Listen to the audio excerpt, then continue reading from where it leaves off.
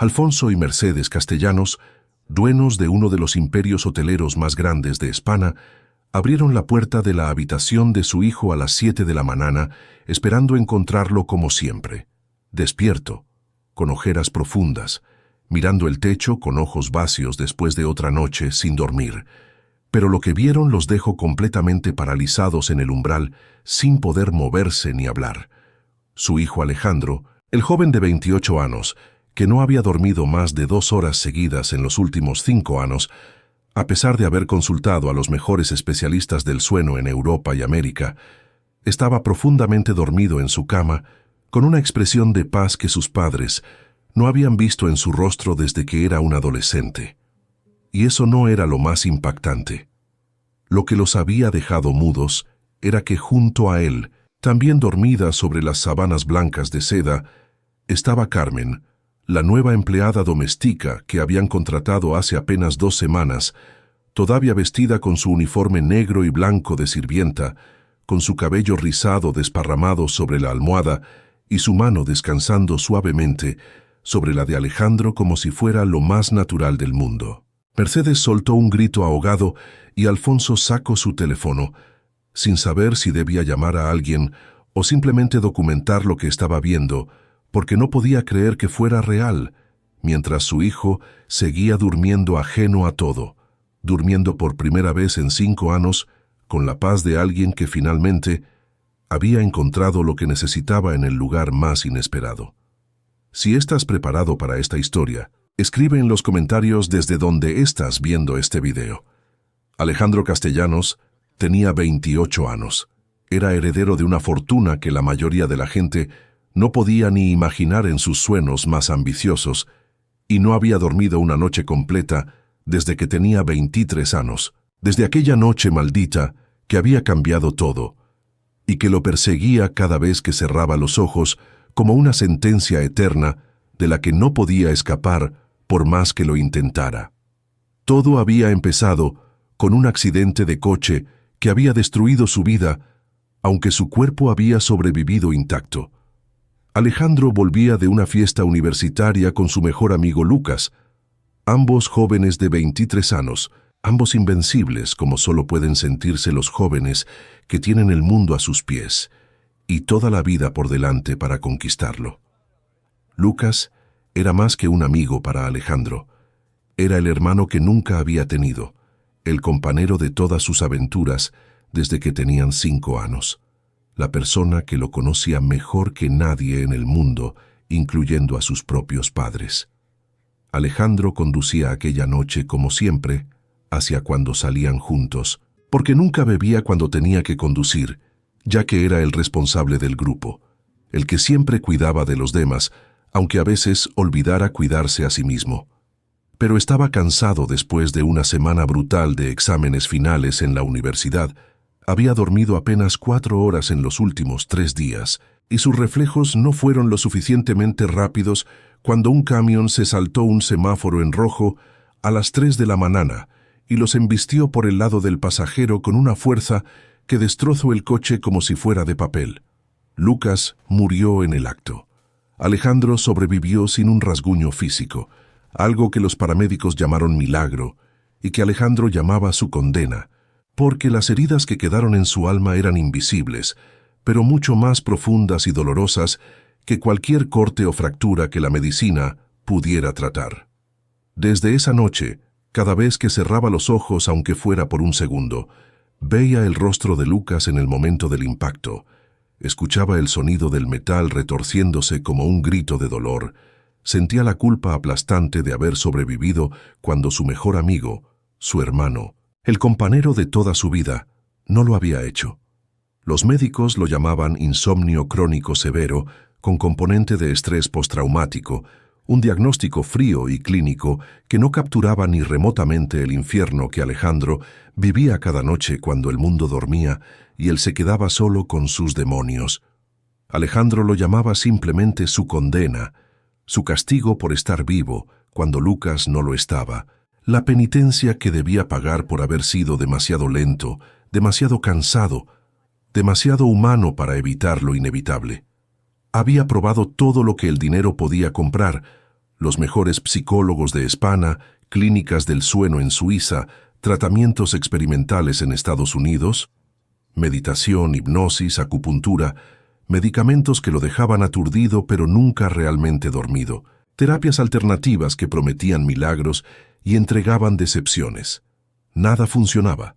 Su cuerpo se negaba a rendirse al sueño, como si temiera que bajar la guardia significara revivir aquella noche una y otra vez en pesadillas interminables. Sus padres lo habían visto deteriorarse lentamente durante 5 años, cada vez más pálido, cada vez más delgado, cada vez más alejado del joven brillante y lleno de vida que había sido antes del accidente. Habían gastado millones en tratamientos, habían rezado a todos los santos, habían consultado a curanderos y científicos por igual, y nada, absolutamente nada, había devuelto el sueño a su hijo ni la luz a sus ojos apagados. Carmen Reyes tenía 25 años. Venía de un pequeño pueblo de Andalucía tan pequeño que ni siquiera aparecía en la mayoría de los mapas de carreteras, que había llegado a la mansión de los Castellanos con una maleta vieja que había pertenecido a su abuela y un secreto que no pensaba contarle a nadie, porque nadie le creería aunque lo intentara con todas sus fuerzas. Su abuela había sido lo que en el pueblo llamaban una sanadora, aunque la gente de ciudad probablemente la habría llamado curandera o bruja, o cualquier otro término despectivo que usaban para descartar lo que no podían entender con su ciencia moderna.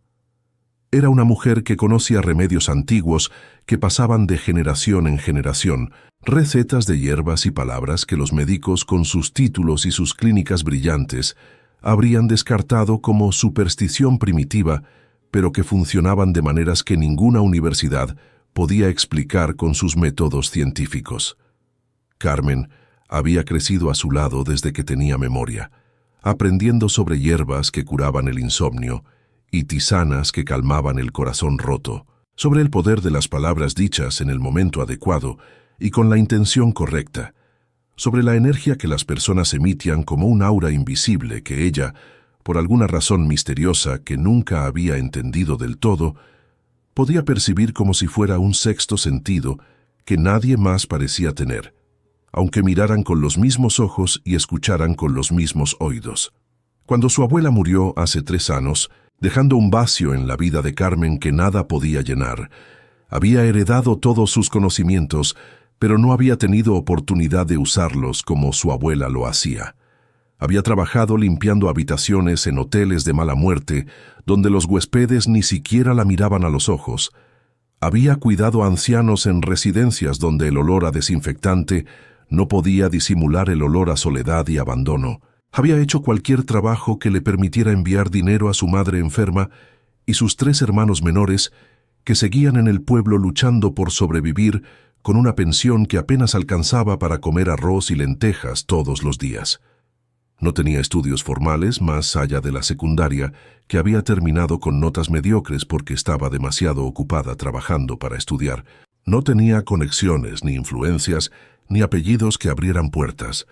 No tenía absolutamente nada de lo que el mundo moderno valoraba y premiaba, excepto su capacidad de trabajo incansable y ese don extraño que su abuela le había transmitido con sus últimas palabras y que Carmen mantenía en secreto, porque la única vez que había intentado explicárselo a una compañera de trabajo, la habían mirado como si estuviera completamente loca y necesitara medicación psiquiátrica. Cuando la agencia de empleo la envió a entrevistarse con los Castellanos para un puesto de empleada doméstica, Carmen no sabía nada sobre la familia ni sobre el hijo que no podía dormir.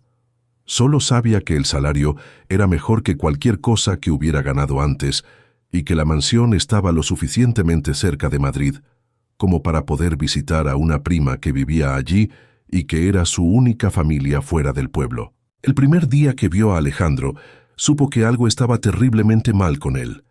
No era solo las ojeras que marcaban su rostro como sombras permanentes, ni la palidez enfermiza de su piel.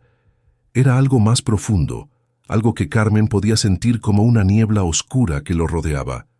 Una energía de dolor y culpa tan densa que casi parecía visible para ella, aunque sabía que nadie más la veía.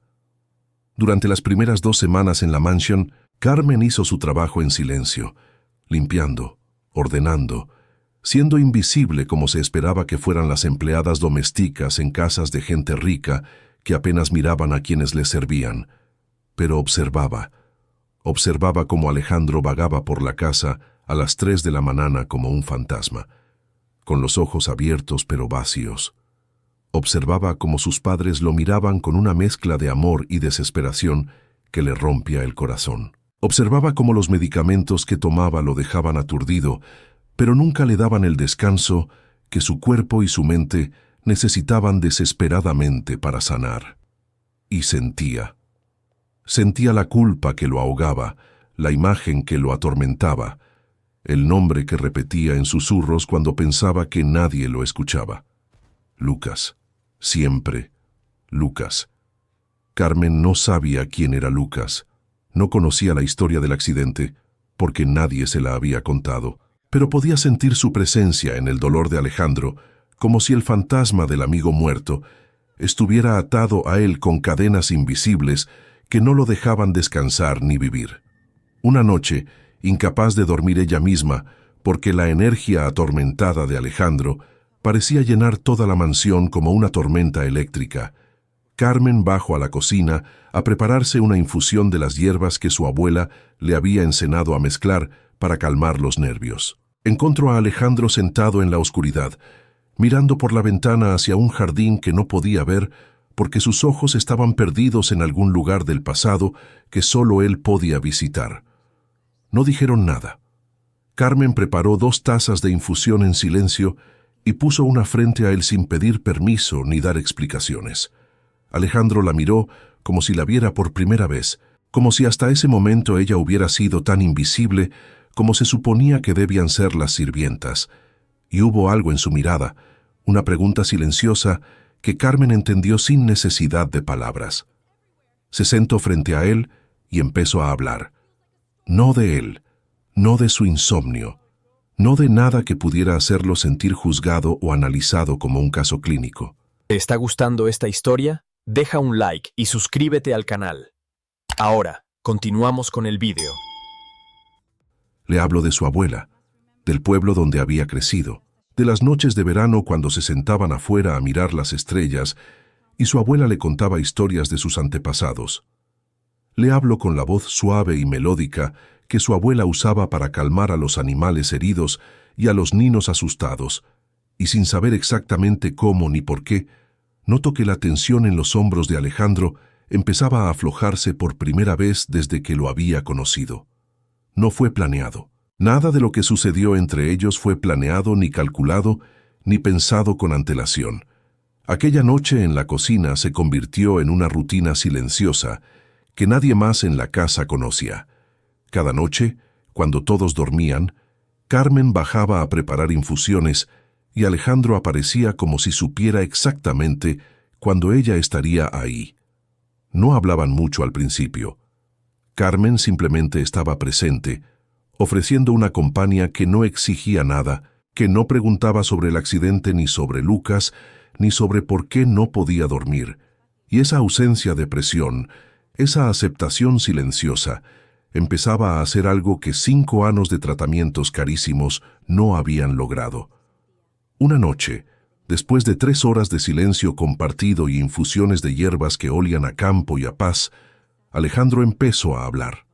Le contó sobre Lucas, sobre el accidente, sobre la culpa que lo consumía cada vez que intentaba cerrar los ojos. Le contó sobre las pesadillas que lo esperaban si se atrevía a dormirse, sobre el rostro de su amigo en el momento del impacto, sobre el sonido que nunca dejaba de escuchar en su cabeza, aunque habían pasado 5 años desde aquella noche maldita. Carmen lo escuchó sin interrumpir, sin ofrecer consuelo barato, ni frases hechas sobre cómo todo pasa y el tiempo lo cura todo. Cuando Alejandro terminó de hablar, con lágrimas silenciosas corriendo por sus mejillas, que probablemente no había derramado en años, porque los hombres de su clase social no lloraban delante de nadie, Carmen hizo algo que su abuela le había enseñado a hacer con las personas cuyas almas estaban atrapadas en el pasado. Tomó su mano y empezó a hablarle con palabras antiguas que no eran exactamente español ni ningún idioma que Alejandro reconociera. Palabras que su abuela le había transmitido y que ella nunca había usado con nadie fuera de su familia. No era magia en el sentido de películas y cuentos de hadas. Era algo más sutil, una forma de conectar con el dolor de otra persona y ayudarla a soltar lo que la mantenía atada.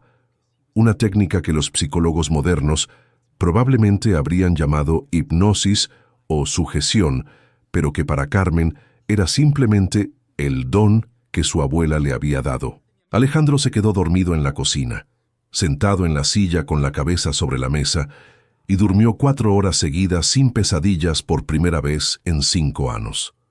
Después de esa noche, las sesiones en la cocina se volvieron más frecuentes, más largas, más íntimas, aunque nunca cruzaron ninguna línea física, porque Carmen sabía que eso habría arruinado todo, y Alejandro estaba demasiado frágil y demasiado agradecido como para confundir sanación con romance.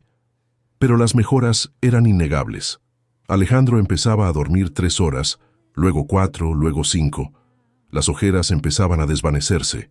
El color volvía a sus mejillas. Sus padres notaban el cambio sin entender de dónde venía, atribuyéndolo a algún medicamento nuevo o a alguna fase natural de su recuperación que los médicos no habían podido predecir. Carmen sabía que no podía durar.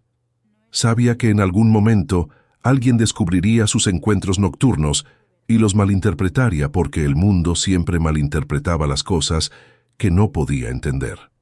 Sabía que si los señores castellanos descubrían que su empleada doméstica pasaba las noches con su hijo, no importaría que no estuviera pasando nada inapropiado. La despedirían, la echarían de la casa como a una cualquiera que había seducido al heredero enfermo, y Alejandro volvería a sus noches de insomnio sin nadie que lo ayudara. Lo que Carmen no sabía era que Alejandro se había enamorado de ella, no del romance superficial que sentía por las mujeres de su clase social que sus padres intentaban presentarle en fiestas y cenas. Se había enamorado de su presencia, de su voz, de la forma en que lo hacía sentir visto y aceptado exactamente como era, con todas sus heridas y sus fantasmas. Se había enamorado de la paz que sentía cuando estaba con ella, de los sueños tranquilos que habían reemplazado a las pesadillas, de la vida que empezaba a sentir que valía la pena vivir después de 5 años de desear en secreto que el accidente lo hubiera matado a él en lugar de a Lucas. La noche anterior a que sus padres los descubrieran, Alejandro le había pedido a Carmen que se quedara con él mientras dormía. No para nada más que para dormir, para sentir su presencia junto a él mientras cerraba los ojos, para tener la certeza de que si las pesadillas volvían ella estaría ahí para despertarlo. Carmen había dudado, había sabido que era una mala idea, pero había visto la necesidad en sus ojos y no había podido decirle que no. Se había sentado en el borde de la cama mientras él se dormía, cantándole suavemente las canciones que su abuela le cantaba a ella de nina. Y en algún momento de la noche, el agotamiento de semanas cuidándolo sin que nadie lo supiera la había vencido, y se había quedado dormida a su lado, todavía vestida con su uniforme, sin darse cuenta de que había cometido el error que podía destruirlo todo. Alfonso y Mercedes Castellanos se quedaron en el umbral de la habitación durante lo que pareció una eternidad, completamente congelados mientras procesaban lo que estaban viendo sin poder encontrar las palabras adecuadas para expresar la mezcla de emociones que los invadía. Mercedes quiso gritar con toda la fuerza de sus pulmones, quiso despertar a su hijo de un sacudón y exigir explicaciones inmediatas. Quiso despedir en ese mismo instante a la empleada que claramente había aprovechado la vulnerabilidad extrema de Alejandro para meterse en su cama y probablemente en su vida de maneras que ella no quería ni imaginar. Todos sus instintos de madre protectora y de mujer de alta sociedad le gritaban que actuara, que defendiera a su hijo de esta intrusa que había cruzado todas las líneas que una sirvienta jamás debería cruzar en una casa respetable. Pero Alfonso la detuvo con un gesto firme de su mano sobre su brazo, porque había notado algo que su esposa, cegada por la indignación y el miedo, no había visto en su prisa por juzgar. La expresión en el rostro de su hijo mientras dormía Era completamente diferente a cualquier cosa que hubieran visto en 5 años de sufrimiento. Alejandro estaba sonriendo mientras dormía. No era una sonrisa grande ni obvia que pudiera verse desde lejos, apenas una curva suave y delicada en la comisura de sus labios. Pero era una sonrisa genuina de paz interior, algo que Alfonso no había visto en el rostro de su hijo en 5 años interminables de tratamientos fallidos y noches de desesperación. Y estaba dormido de verdad, profundamente dormido, con la respiración lenta y regular de alguien que finalmente había encontrado paz después de años de tormento y culpa que lo consumían vivo. Salieron de la habitación en silencio absoluto para no despertarlos y esperaron en el salón principal hasta que Alejandro despertó 3 horas después, a las 10 de la mañana, después de dormir 8 horas seguidas por primera vez desde aquella noche del accidente que había destruido su capacidad de descansar. Carmen despertó poco después, desorientada, aterrorizada cuando se dio cuenta de dónde estaba y de lo que había pasado, segura de que estaba a punto de perder su trabajo y probablemente ser acusada de algo que no había hecho. Lo que siguió fue una conversación que duró 4 horas en la que Alejandro contó todo a sus padres por primera vez. Los encuentros nocturnos en la cocina, las infusiones, las conversaciones que lo habían ayudado a soltar la culpa que lo estaba matando lentamente, el don que Carmen tenía y que había logrado lo que ningún médico ni psicólogo había podido lograr en 5 años de intentos fallidos. Mercedes lloró, no de rabia como Carmen había temido, sino de alivio y gratitud por ver a su hijo finalmente libre del peso que había cargado durante tanto tiempo. Alfonso, hombre de negocios pragmático que no creía en cosas que no pudiera ver ni medir, miró a Carmen con una mezcla de escepticismo y asombro, incapaz de negar los resultados, aunque no pudiera entender cómo se habían logrado. Un año después, Carmen ya no era la empleada doméstica de los Castellanos. Era la prometida de Alejandro, la mujer que lo había salvado cuando nadie más había podido, la sanadora de un pueblo sin nombre, que había devuelto la luz a una familia que había olvidado cómo era vivir sin la sombra del sufrimiento de su hijo. Mercedes había tardado meses en aceptarla completamente. Meses de resistencia interna contra la idea de que su único hijo se casara con una sirvienta de pueblo, con alguien sin estudios universitarios, ni abolengo familiar, ni nada de lo que su clase social consideraba absolutamente necesario para ser aceptable como pareja de un heredero de su categoría. Pero había visto con sus propios ojos cómo Alejandro florecía junto a Carmen, como una planta que finalmente recibe agua después de años de sequía, como el color volvía a sus mejillas pálidas y la vida volvía a sus ojos apagados, y había entendido con el corazón lo que su mente se resistía a aceptar, que el amor que los unía no era algo que pudiera medirse ni juzgarse con los estándares mezquinos y superficiales de la alta sociedad madrilena. Alfonso había contratado investigadores para verificar la historia de Carmen. Había encontrado todo lo que ella había dicho sobre su abuela y su don. Había hablado con gente del pueblo que confirmaba que la familia Reyes había producido sanadoras durante generaciones, mujeres que curaban con hierbas y palabras cuando los médicos fracasaban. No entendía cómo funcionaba, probablemente nunca lo entendería, pero había aprendido que hay cosas en el mundo que no necesitan explicación para ser reales. Y Alejandro, por primera vez en 5 años de infierno personal, dormía cada noche sin pesadillas que lo atormentaran, despertaba cada mañana con ganas de vivir y de enfrentar el nuevo día. Y había aprendido la lección más importante de su vida, que a veces los milagros no vienen de clínicas suizas con equipos de última generación, ni de tratamientos millonarios que prometen resultados garantizados, sino de una mujer humilde de un pueblo sin nombre que tenía un don heredado de generaciones y que vio su dolor profundo cuando nadie más se había molestado en mirar más allá de su enfermedad y sus síntomas clínicos.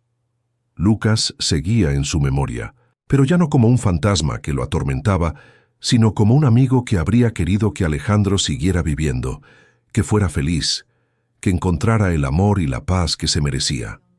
Y cada noche, antes de cerrar los ojos junto a Carmen, Alejandro susurraba un agradecimiento silencioso.